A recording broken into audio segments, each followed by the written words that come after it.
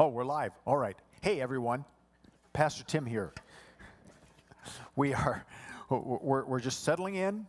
We're getting ready for our final Thinking Person's Guide to Faith for the fall of 2021. Did the time go or what? Wow. This is a moment in history. This will never happen again. So thank you for joining us. You're watching on Facebook. Maybe you're watching on YouTube. Why don't you just say hi to us? Let us know where you're watching from. Let us know you're watching. We'd love to hear from you. I've got we're going to do a poll question here in just a moment for you. But before we do that, let people start settling in. We've got a huge audience once again, live audience here of 4 people. But that's good. It's good to have some people to talk to. And, of course, I know that many, many of you are watching online and been really appreciative of your comments on these Bible studies. Wednesday or Saturday night at 5 o'clock, we're going to come to you on this Facebook page and YouTube page, and we will be doing our worship service. It is Reformation weekend. Now, most of you are thinking it's Halloween weekend. It's Reformation weekend. So 500 and some years ago, the Reformation started, and we're going to focus a little bit on that, but more we're going to talk about the Great Grace reboot that God is doing in our congregation as we start to come out of COVID. The world has changed dramatically, and so we're going to talk about what that's going to mean for us as a church in our mission going ahead. So that'll come to you live on Facebook, YouTube at 5 o'clock, and then it's always available on demand after that. If you want to join us in-house, we're here at 9 o'clock and at 10:30, and in between we have our Sunday school for our kids for a half hour. The youth center's open for the kids for that half hour, stuff for the parents to do, and then youth is after the second service. So at about 11:30 or so, they will have a meal, and then they begin their stuff for high school and for middle school. And of course, we don't have any football games that matter on Sunday, because the one that matters is tomorrow night. And I won't make any predictions, Cardinals over the Packers, but I won't make any predictions. It's good to have you. So here's my poll question for you. Did Adam have a belly button? Big question. Yes, no, maybe. Yes, no, or maybe. Just text in, yes, no, or maybe. Did Adam have a belly button? I'd love to give you the results of that, but I don't know because I can't see what's going on. But we just love to hear from you. So here's what we're going to do. We are wrapping up. We've done 2 parts so far on Genesis, and I think we may pick this up again in January because there's more good stuff in these first few chapters of Genesis. We've got the story of Noah. Of course, we've got the story of the Garden of Eden in the fall. We've got the story of the Tower of Babel. But what we've been doing these last 2 weeks and now tonight is looking at the first 2 chapters of Genesis. And this is the story of creation. This is the story of humanity. And again, just want to remind you that when we look at stories like these, ancient stories, we want to keep in mind the context. To whom were these stories written? What was their worldview? How did they describe the world? And so when we read their descriptions of the world, when we read their stories, we need to understand the metaphors that they used at that time and the language that they used. And then we need to, secondly, understand the literature that's being used. So this is a very different kind of literature. This is not a newspaper account of creation. This is a theological account of creation. The story is not how did it happen. The story is who's behind it. What do these stories say about God? That's what these stories are about. And if we try to impose 21st century newspaper thinking onto these stories, we miss the point and we get ourselves into a lot of trouble. And we're going to see that when we look here at the story of Adam and Eve today. Because when we try to impose our view of the world onto an ancient view of the world, we miss the whole point of the story of Adam and Eve. So people will often say, I take the Bible literally. And we talked a little bit about that last week. Take the Bible literally. If it says it was created in 6 days, it was created in 6 days. I take the Bible literally, but I take the Bible literally as the Bible wants to be taken literally. Which means, if it's poetry, I read the metaphor and then take the truth of that metaphor literally. Not the metaphor, but the truth of the metaphor. If Jesus is telling a parable, I don't take the parable literally. I take the truth of the parable literally. The story of the prodigal son, for example. Jesus wasn't telling a literal story. He was telling a theological story, and the truth, the literal truth of that is that God runs to us when we're lost. That's the truth. And the same is true with these Genesis stories. These are stories, a certain kind of story. They're metaphor. They are truth-telling parables, but they are not history as we would understand history. It's not a biography like we would read for Lincoln or for Washington. These are not newspaper accounts. These are theological stories. And they're rich and they're deep, and they are written like theological stories. And we looked at that the first 2 weeks. So today, we're going to look at Adam and Eve and kind of ask the question, are Adam and Eve real people? So I'm going to have Danny bring up slide number 1, Danny, just so people, I created these slides. Aren't they beautiful? Look at that. Can you bring up slide number 2? And I want to give you an example of what happens, and I'm going to come back to this quote again, but what happens when we take this story literally as a newspaper account. This is Richard Dawkins. Richard Dawkins is sort of the guru of New Age, of New Era atheists, or the new atheists. And doesn't believe in religion at all. Everything is science. And so when he looks at these stories, he looks at them literally. And we're going to come back to this now, but here's the danger when you take these stories as newspaper accounts. Oh, but of course, the story of Adam and Eve was only ever symbolic, wasn't it? Symbolic. So Jesus had himself tortured and executed for a symbolic sin by a non-existent individual. Nobody not brought up in the faith could reach any verdict other than barking mad. Well, actually, you can reach a whole different verdict when you read these stories. And you see just how deep and rich they are because they are theological stories. And the theological story is what helps us make sense then of the rest of the story of the Bible and why Jesus came and why it matters. So slide number 3, Danielson. Are Adam and Eve real? 3 different views. So I want to look at 3 views with you for Adam and Eve. Slide number 4, we've got the traditional view. And in the traditional view, and this was the view I was raised with, so I'm guessing you were raised with this. I'm guessing all of you watching were raised with this.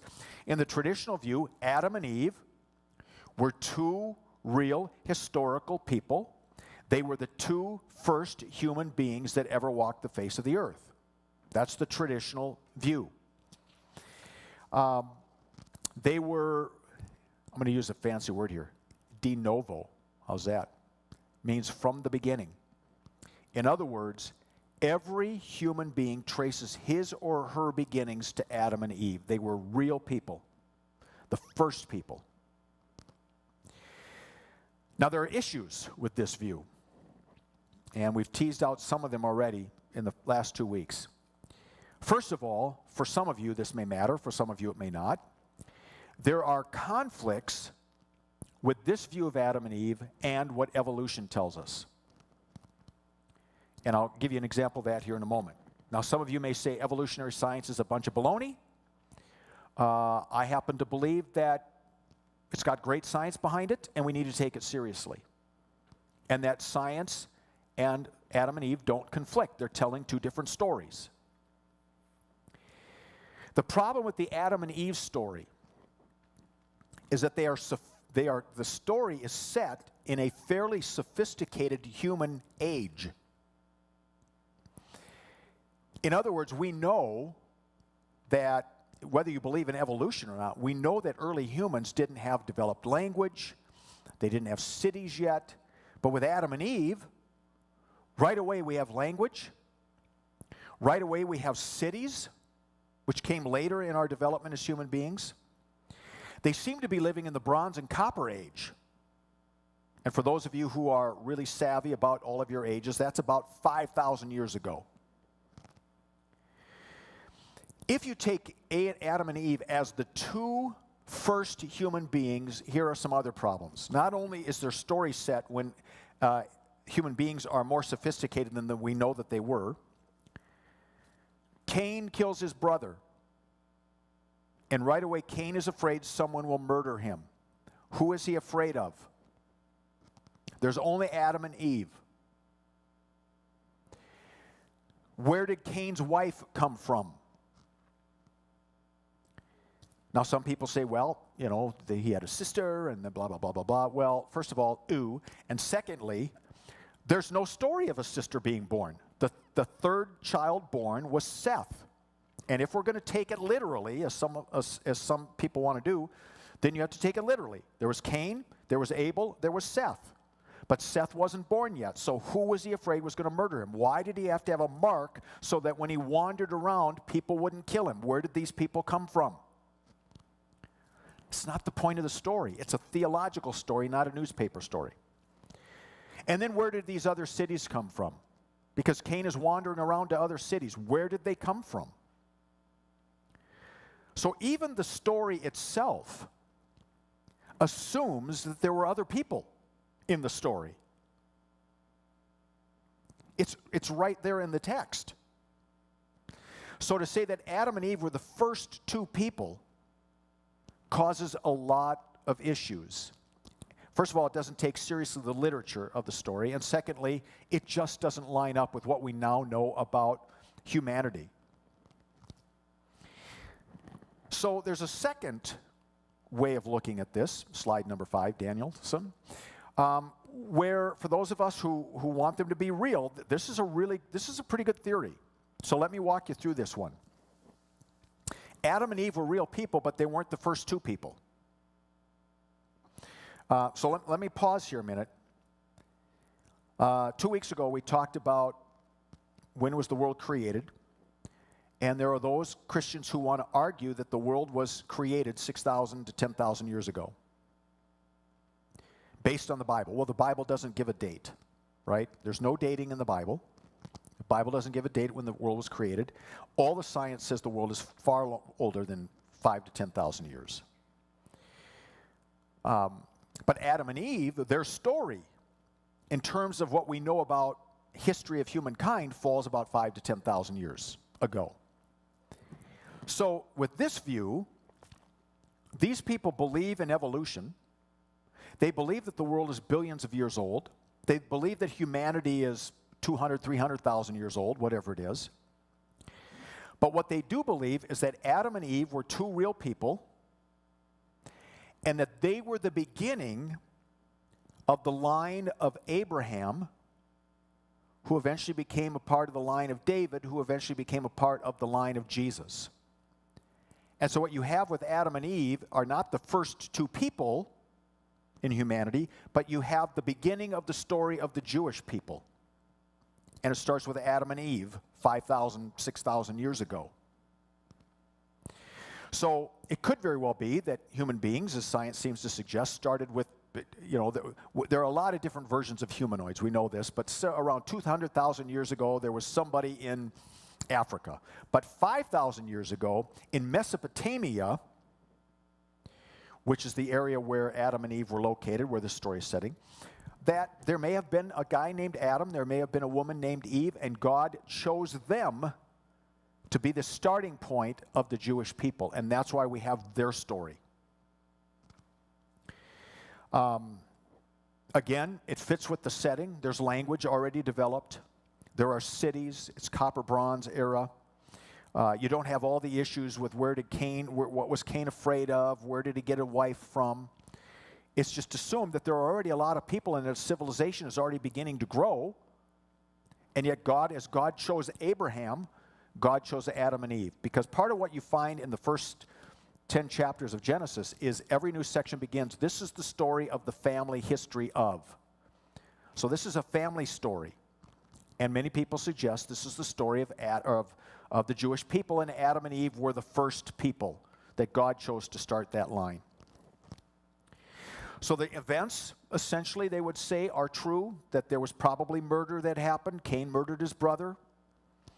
Obviously, the language would be written from their perspective at that time. They would have believed that the earth looked like a snow dome. You ever seen those little winter domes that you shake up and the snow comes down? They believed the world looked like that it was a dome. The earth was down here, there was a dome above, and the water was in between the dome and the land. That's their view. That was their worldview. And so the main purpose of the Adam and Eve story is to introduce God's interactions with the Jewish people through Adam and Eve. So it's not about the other groups outside of that lineage. This is a particular story about the Jewish people. And they also believe that Eden is a real place. And there is a suggestion that Eden is a place called Eridu. And I'm going to put a map up for you here. All right, this is going to be a little hard for you to see a bit. But if you look down, you got the Mediterranean Sea, right? You got Byblos, you got Tyre. And then you go over and you see sort of that bluish area. And in the bluish area, there's a reddish, orangish area. And you'll see near the bottom and then Eridu. All right, you all see Eridu here down on my folks here? All right, Eridu. There are many people who believe that Eridu was Eden. And there's some evidence to suggest that it was. It doesn't look like it today, but back at that time, 5,000 years ago, there were 4 rivers that met in that area. And when you read the story of Eden, there are 4 rivers that come together. So it suggests that there could have been something there. Also, you'll notice right above Eridu is and that's where Abraham came from. And there were buildings in Eridu, Babylonian buildings, that would have represented the Tower of Babel. So all of that stuff happens right around Eridu. And so there are many people who believe that Eden was a real place. It was a garden, and that was an area where they would have had gardens. And that the story is set there in Eridu, or Eden. And there seems to be archaeological evidence to suggest that it could very well have been that that's where this story takes place. Not where humanity started, but where the story of the Jewish people started. So Abraham is right up there in and then he comes on down to the of the Chaldeans or the Babylonians, and then he moves his way down over across by the Israel and so on and so forth. All right? So in this view, and I got to say, I find it rather intriguing, this view, that it could very well be that Adam and Eve were 2 human beings, real human beings, living in Eridu, living in Eden, and God chose them and said, this is the family that I'm going to bless the world through. Now, there are still issues with that story that I think can be rectified, and the issues have to do with the fact that there are a lot of what we're going to call mythic qualities to the storytelling. A talking snake, a poison apple. Well, it doesn't say apple, but poison fruit, right? So you've got all of those things, but it could very well be, again, that they're looking at these 2 people, and then they are telling some stories about them from a theological perspective. So we'll come back to that. I want to tease out the 3rd view, and that's what we call a mythic view of the story of Adam and Eve, and it's myth with a capital M. And so I want to spend a couple minutes talking about what myth means in literature. When we think about myth on an everyday level, we think about a lie or a fable or something made up, right? We call it what we would say something like fake news today, but you could even say that news is myth. It's not true. Myth in literature has a very different meaning. So let me give you some definitions. I'm going to put it up on the screen for you here with very small print, and I'll read it for you. Myth, according to dictionary.com, a traditional or legendary story, usually concerning some being or hero or event, with or without a determinable basis of fact or a natural explanation. Notice with or without, okay? Especially one that is concerned with deities or demigods and explains some practice, rite, or phenomena of nature. We'll come back to that. Another definition, stories or matter of this kind. Thirdly, any invented story, idea, or concept. So this is where we kind of come up with the word lie. His account of the events is pure myth. speculation, lie. Any imaginary or fictitious thing or person, an unproved or false collective belief that is used to justify a social institution. So we're going to focus mainly on that first one. Myth is a type of literature. It's a type of storytelling. And it's going to be really important for us to understand that. Because whether we believe Adam and Eve were two people that started the Jewish line, or we believe a more mythic with a capital M storytelling, we need to understand what myth means to appreciate the story of Adam and Eve. So J.R.R. Tolkien and C.S. Lewis. You guys know who these people are? All right. J.R.R. Tolkien, the author of The Hobbit, Lord of the Rings.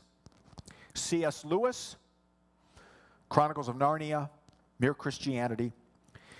C.S. Lewis, if you remember, was an atheist. And C.S. Lewis came to faith through his friend J.R.R. Tolkien when Lewis began to understand, because he used to look at the Bible and he would say, well, that stuff's all fable, it's all myth with a small m. And it was J.R.R. Tolkien who said, no, the Bible is myth, it's story. We'll talk about what that means in a minute. But it's myth with a capital M, because it is the true story, the truth story. And all the other stories come out of that one. So what Tolkien and C.S. Lewis taught us about myth, because they're great myth writers, right? That's what Lord of the Rings is. It's a great mythic story of humanity. And in that way, he is in many ways, in his Lord of the Rings, he is talking about the devastation of World War I in that story and using myth to tell the story. So for our Tolkien and C.S. Lewis, when they're talking about myth with a capital M, they're talking about truth stories versus true stories. All right? And when we use that word true stories here, we mean like newspaper accounts. Truth stories versus true stories. For them, myth with a capital M is a vehicle for telling sacred truth. It's answering big stories or big questions through story. It's not that they are non-historical, but they are non-describable. So when you think about the story of Adam and Eve, written 5,000-6,000 years ago, who would have been writing a newspaper account of their life at that point, right? These stories are written looking back on that moment. And again, we'll talk big picture what they mean. They're theological stories. A real, though unfocused gleam of divine truth falling on the human imagination. And it's the best way, sometimes the only way of conveying truths that would otherwise remain inexpressible. So in other words, myth stories with a capital M are meaning stories. They tell us, they give us meaning. When you think of Jesus' parables, for example, those are meaning stories. They are truth stories. Again, we don't read them like newspaper accounts. We ask the question, what is Jesus teaching us through that story? What is he saying about God? And the same is true with these Genesis stories. They are not newspaper accounts. They are stories that are teaching us something about the character of God and God's relationship to humanity. So they're about meaning. And so these stories have these grand mythic elements to it. They have the garden. They have a talking snake. They have the magical piece of fruit, which I mentioned. They have a metaphor for naked and unashamed. And then they use the noon metaphor once the fall happened, naked and ashamed. Adam's name means human of the earth, and Eve's name means mother of all living things. And so even their names have metaphor built into them. And so the question is not, did this happen? The question is, what are all of these elements? What is this story trying to teach us about God, about humanity, about the fall of humanity, which is Genesis chapter 3? What is God saying about God through this story? And I'm going to come back to it again. What was Jesus saying about God in the story of the prodigal son? What is God saying about God through the story of these creation stories? So there are those who believe that even Adam and Eve weren't real people. They became the prototype for humanity, and that the story of humanity is told through these two individuals. The story of humanity through Adam and Eve is told about being created by God in the image of God, which we have in Genesis chapter 1. It's about how God created us to live in relationship with God. But something happened in the story of humanity that we pulled away from God and we lost our way. That's represented through Eve eating this fruit she's not supposed to eat. In essence, what Eve was trying to do was to be like God. And that's what the fall of humanity is about. We keep trying to be like God or be our own gods. And so the story for people like Tolkien, for people like C.S. Lewis, is that Adam and Eve weren't two real people, but they were symbols of the human story. And the question is, what is God teaching us about humans, about God, about the fall, about redemption through these two people, using them as metaphors? So you've got three different options. You can believe that they were the first two human beings, lots of problems. You can believe that they were two real people who lived 5,000 years ago in the midst of thousands of other people, and God chose them to be the starting point of the Jewish story. You still have mythic storytelling around those two people, or Adam and Eve were not two real human beings. They were prototype metaphors for this human story. And we're not supposed to read their story as a newspaper account, but as a theological account. Here's what happened to humanity. Are we confused enough yet? Now, some of you are, some of you aren't. It's okay. Your entree into heaven is not dependent on what you believe about Adam and Eve. Right? But I want to give you a fighting chance. It's just a joke. Yeah. So I want to come back now to that first slide I read from Richard Dawkins, and I want to tease out the problem of looking at Adam and Eve literally. So here's what Dawkins says. Oh, but of course, the story of Adam and Eve was only ever symbolic, wasn't it? Symbolic. So Jesus had himself tortured and executed for a symbolic sin by a non-existent individual. Nobody not brought up in the faith could reach any verdict other than barking mad. What Dawkins is doing here is he's taking that story literally. But he misses the whole point of the story. The story isn't about how sin entered the world. The story is about how sin did enter the world. And I'm not sure how Dawkins could look around at this world and not say something's gone wrong. And what the story of Adam and Eve is trying to say is, not to these two people, but prototypically, mythically, what the story of Adam and Eve is trying to say is, yeah, something went wrong. It wasn't supposed to be this way. God didn't create us for this. And human beings decided somehow in some way that they could be God and usurp God's power. And that broke the relationship, and since that time, God's been running after us. And so Jesus didn't die for some symbolic, non-existent sin. Just look around. We're living the story of Adam and Eve every day. It's our reality. Every day, human beings are making choices that go against the way that God created us to live. That's the story of Adam and Eve. We live that story every day. So, let me give you another example. There was a debate a few years ago between Bill Nye, the science guy, right, who is anti-religion, anti-Christian, all science, and a guy named Ken Ham. Now, Ken Ham is a young earth creationist. He takes the Genesis stories literally. He believes the world's 5,000 years old. He believes that Adam and Eve were two real people, the first two human beings. And so these two guys were having a debate.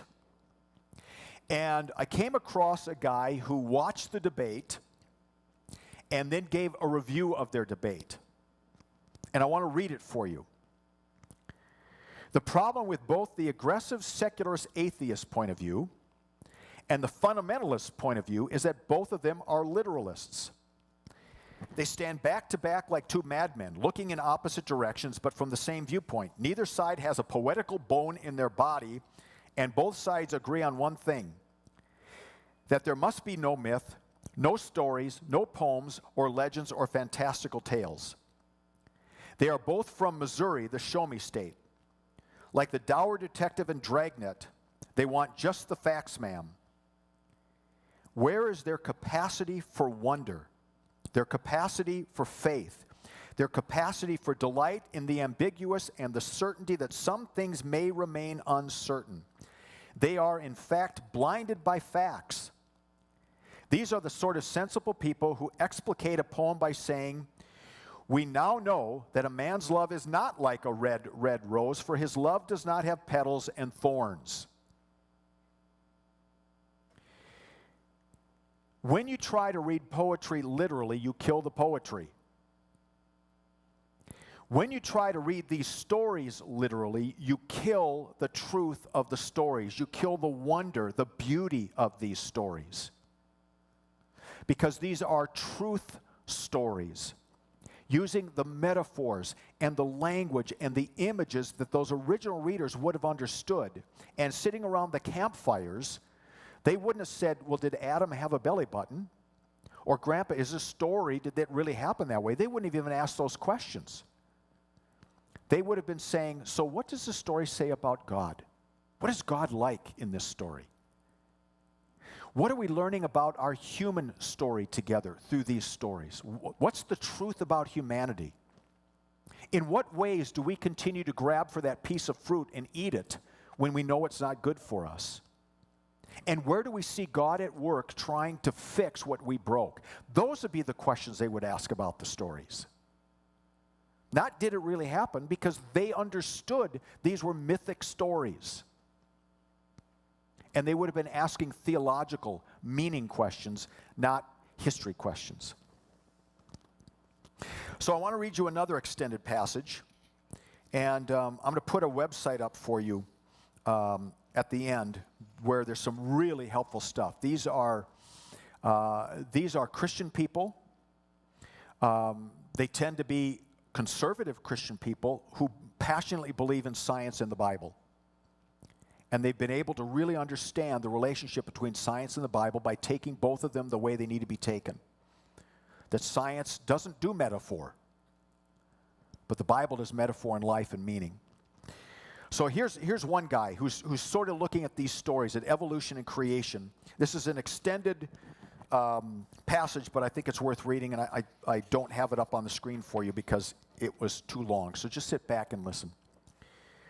Evolution forces us to revise traditional understandings of the fall, wherein a literal Adam and Eve sin and unleash for the first time suffering and death into the world.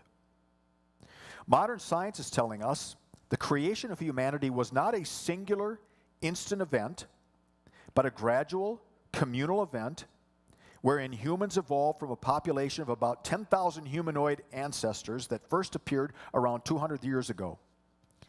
Modern science also tells us suffering and death were present in the world millions of years before humans. So how do we make sense of the fall in light of modern science? Let me pause there. In the ancient world, they're sitting around their campfires. And the kids are asking mom and dad and grandpa and grandma, why is there so much hurt in the world? Why do people die?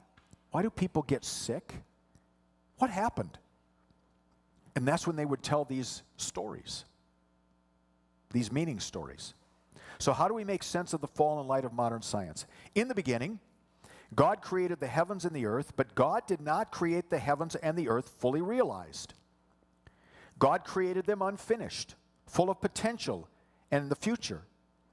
In the beginning, God created the heavens and the earth and did so in a way that allowed creation to unfold gradually. God created a creation that evolves and evolves toward humanity, but does so very slowly. Eventually, the process of evolution produces a population of humanoids with an emerging religious awareness, a sense of the divine. A relationship, albeit an embryonic one, between God and humanity is established. We might think of this metaphorically as the creation of Adam and Eve.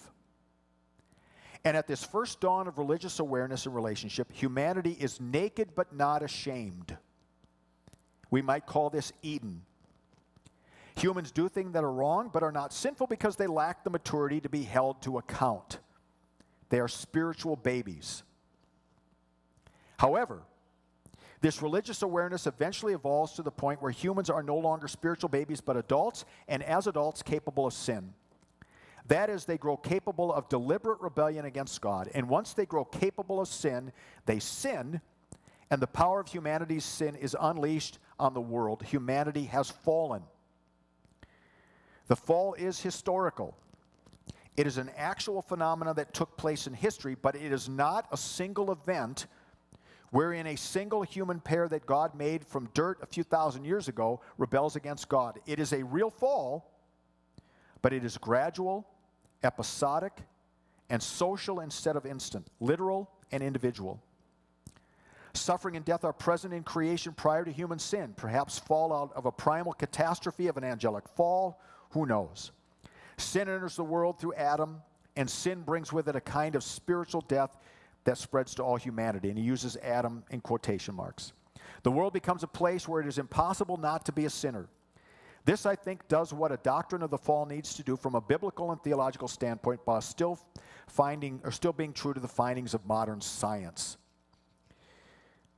In other words, as I've said the last 3 weeks, let's read the Bible the way the Bible wants to be read and not impose science or facts or the way that we do history onto the Bible.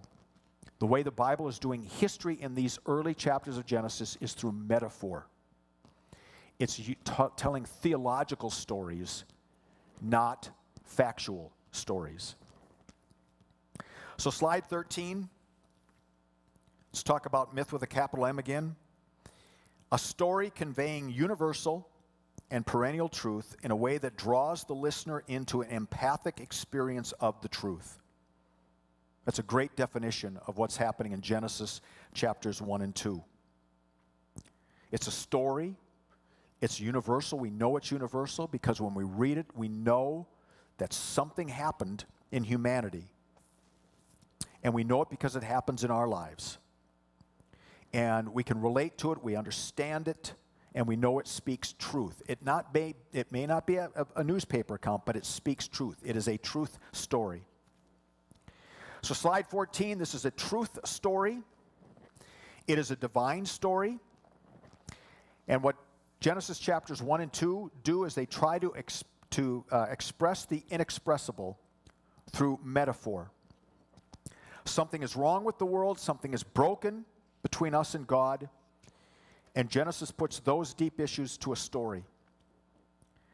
The focus of these stories is on the Creator, what God's vision for humanity was, how we messed it up, and how since that moment God has been in a rescue mission for us. That's the whole story of the Bible. And in many ways what you have with Genesis accounts is the prelude to the story of God and humanity. All right, I'm going to can you put the last slide up for just a moment? So I recommend this website, biologos.org, and we'll put it up again here in a minute. You can take it down for a second, Danny. Biologos.org, some really good articles on the flood and on Tower of Babel and on Genesis story. So for those of you who are really interested in how science and the Bible can work together, that's a great site to go to. All right, so let me review. There are those who believe that Adam and Eve were the first 2 human beings. This is a literal story, but it literally has lots of problems. Did you see how I did that? Thank you very much. It's a tough crowd here. So the problems are that the story is set where humanity is too far advanced. And we know, even if you don't believe in evolution, we do know that there were certain ages in which human beings developed certain skills, and by the time we have Adam and Eve, we're quite advanced. Civilizations are being built. And human beings, Adam and Eve, if they were the first two, would not have had that capacity. Adam and Eve can speak. Of course, we got where did all these people come from, where did all these cities come from, and they're all mentioned in the story. So there are problems seeing Adam and Eve as the first two human beings. The second view, which has, I think, some interesting stuff to it, is that there were these two people named Adam and Eve who lived 5,000 years ago. They were surrounded by cities. They were surrounded by civilizations. They were living up in Babylon in a place called Eridu, or Eden. And God chose them. And God began to speak to them. And it was out of the line of Adam and Eve that we get the line of Abraham, and we get the line of David, and we get the line of Jesus. I think it's an interesting, a very interesting concept.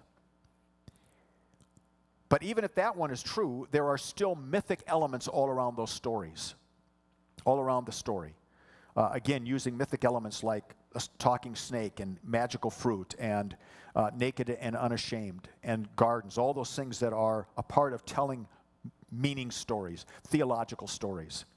So, if you were to ask me, Tim, what should I believe? I would say option 2 is a good one. But to understand whether Adam and Eve were real or not, that's not the point of the story. The point of the story is not whether Adam and Eve were real. The point of the story is what happened to humanity and what's God's relationship to humanity. And just remember, it's a theological story. All right. That's a lot of heady stuff, right? Yep. Did you learn that in Sunday school when you were growing up? No. No, I did not either. And some of this stuff I didn't even learn in seminary. I learned afterwards. And part of that is because new information is coming out all the time.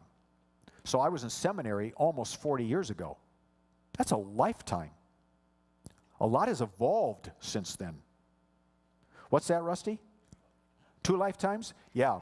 Well, when you consider how much has happened just in the last 2 years, it's probably a lot of lifetimes. So a lot of the information is changing. Of course, our understanding of evolution is changing and evolving and becomes deeper and deeper rooted in fact. But again, we're also understanding how the Bible was written. And we're understanding that the Bible is just this rich, deep book filled with a lot of different genres or literary styles. And we're really coming to understand just how different Genesis chapters 1 through 11 are from Genesis 12 through 50. Genesis 1 through 11 use a lot of symbolism and metaphor and myth, parable. And then you get to Genesis chapter 12 and suddenly we have a story, a biography, so to speak, of Abraham, and then we get into details, historic details. So the stories are very different from each other. And we know the Psalms are different than the Gospels of Jesus, and Paul's letters are different than the book of Revelation and Daniel. So you have to take all of that seriously. And that's why I think if we can open our minds to wonder, we'll discover that in the stories of Genesis 1, 2, and 3 in particular, there's a depth of meaning and truth there that we hide if we try to take them as literal stories. And we miss the power of the myth with a capital M behind them. So, I want to see if any of you erudite people have any questions for clarification. Yes? I will repeat her question, by the way. The Jewish people of today. Yes. Now, what is their story of evolution? Or not evolution. Right. So she's asking, how would Jewish people now interpret these stories? Jewish people would interpret these stories the same way Christian people do. There are going to be some really conservative Jewish people who are going to say evolution never happened, and this is a literal story. There are going to be people kind of in the middle who would say, well, we think that Adam and Eve were 2 people who lived 5,000 years ago. There were thousands of other people around all over the place, but God chose these 2 people. And then there's some mythic stuff around there. And then there are going to be some who are considered liberals, but I think that's a bad term. They're not liberals. I think they're taking the Bible seriously. Who would say, no, none of it's literal. These are all just pictures, metaphors of the story of humanity and what happened. And we don't know. The only 2 people who were there if this is real, when an apple was eaten, was Adam and Eve, right? But we don't know. So what these stories are trying to do is to describe the indescribable. How do you describe creation? Well, you use myth, you use metaphor. So I think that it would be the same in Jewish realms as well. It just sort of depends on how you read the Bible.